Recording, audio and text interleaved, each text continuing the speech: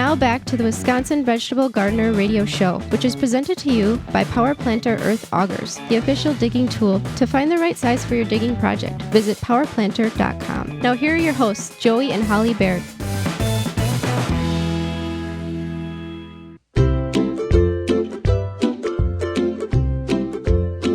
Welcome back to the Wisconsin Vegetable Gardener Radio Show. You got a question? We've probably got an answer for you. You can submit your question at gardentalkradio@gmail.com. That's gardentalkradio@gmail.com.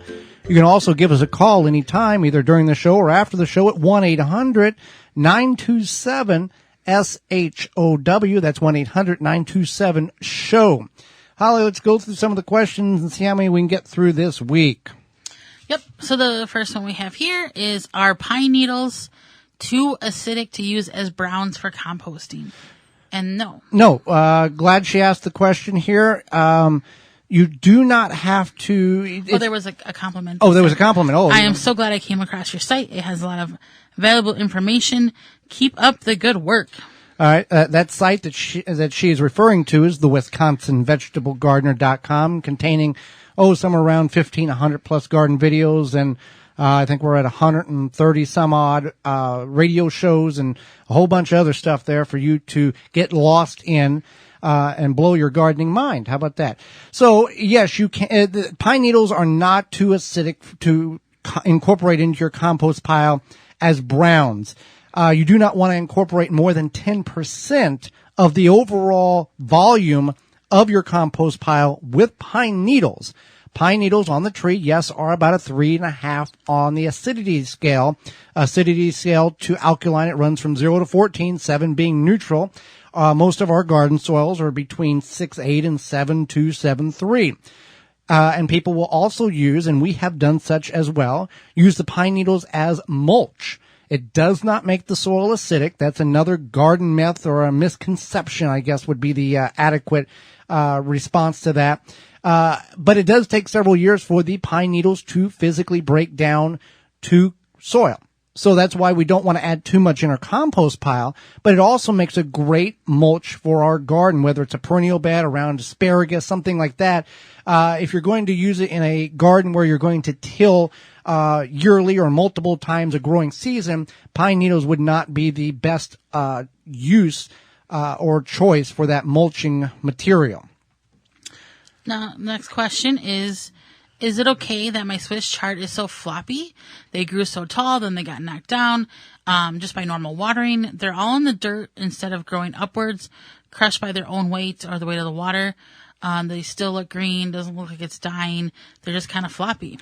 Well, Swiss chard can be harvested. What it sounds like here is that maybe the Swiss chard wasn't harvested at the regular intervals in which you should harvest Swiss chard. Swiss chard is not a plant like a tomato where you have to let it grow all the way to maturity and then you're able to harvest the leaves. Swiss chard can be harvested anytime during the growing season.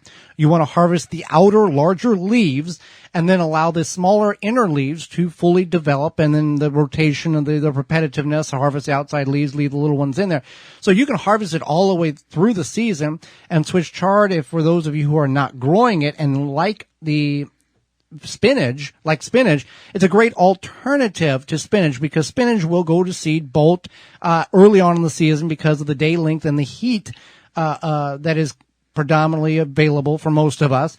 Spinach is also a good fall crop. But anyway, Swiss chard is a good substitute. Anything you can do with spinach, you can do with Swiss chard.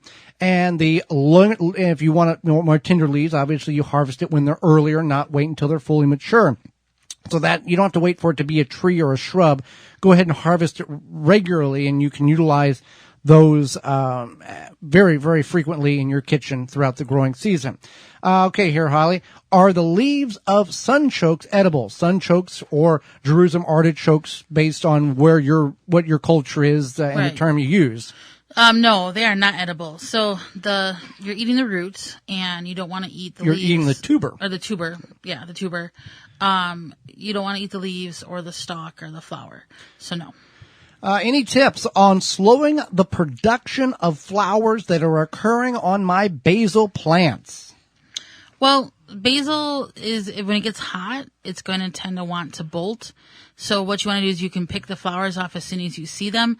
It's not going to make it last forever, but it will slow down that process. Also, with the basil, a lot of the time, if the roots get really hot, that is a signal to the plant to go into its next stage of reproduction, the flower stage. So if you can keep the roots cool with mulch in the hot summer, an inch or two of mulch of pine needle straw, chemical-free, seed-free grass clippings can actually reduce the soil temperature 3 to 5 degrees. Now, you may not think that's much, but if it's 100 degrees ambient temperature outside and the soil's 90 degrees, you knock that down 5 degrees, that plant is a very different level of happiness. And you keep the soil moist, that's going to keep it even cooler. So you can keep that in mind when it comes to mulching. It doesn't only just suppress weeds and holds moisture, it actually can keep the roots cooler and the soil cooler from that excessive beating sun that occurs all summer long in a lot of places in this country. Speaking of, let's go to the great state of Wisconsin where we live here. What is a good variety of eggplant to grow in the northern portions of Wisconsin, Holly? Well, in our great state? In our great state. I think everybody's state is their great state, and I don't know. That might not always be the case for some people. So you can grow. What eggplants are good to grow here in the northern part? Now, we're in zone 5A in the southeast portion of the state, for those who are listening in other regions. The northern part, there's a zone 3 up there. They get like 2 days of summer. That's really it. And the snow. 2 days. I mean, it's a very. No, you're right. Yeah, it's very, very short. I mean, they're like 50 to 60 days shorter on frost-free days than we are in the southern part of the state. Right. So, you can grow what's called finger eggplants or a white eggplant. Those are both good options because they only take about 65 days. Typical eggplant will take between 75 and 95, even 100 days based on the type. So it makes a big difference when you're knocking 40 days off of the overall maturity. Now, obviously, both of these type of eggplants, the white egg and it's really called white eggplant. It's a white eggplant. These are very smaller size. These are not your traditional black beauty eggplants that you see in the grocery store or at the farmer's market that are, the size, 2 or 3 or 4 pounds size. These are smaller, long pod or egg, tinier fruit on it. So keep that in mind there. What's our next one here? One of my container cherry tomatoes all of a sudden has green aphids and ants. I was reading that the duo are quite a pair. Sounds like the ants are guarding the aphids. How can I prevent both of them from hanging out on my tomatoes? I already removed them. Put down the aphids, put down coffee grounds and cayenne pepper. So aphids, if you see ants, you've got aphids. They work together because aphids suck the juice. They're the tick of the gardening world. They suck the juice out of the plant. And then they create what is called honeydew. That's that, dry candy-like substance around the plant that the injection hole occurred. So then the ants take that back to their colony, and that's what they feed off of. So the ants protect the aphids because without the aphids, they don't get this honeydew, this sweetness treat that they can take back to the colony.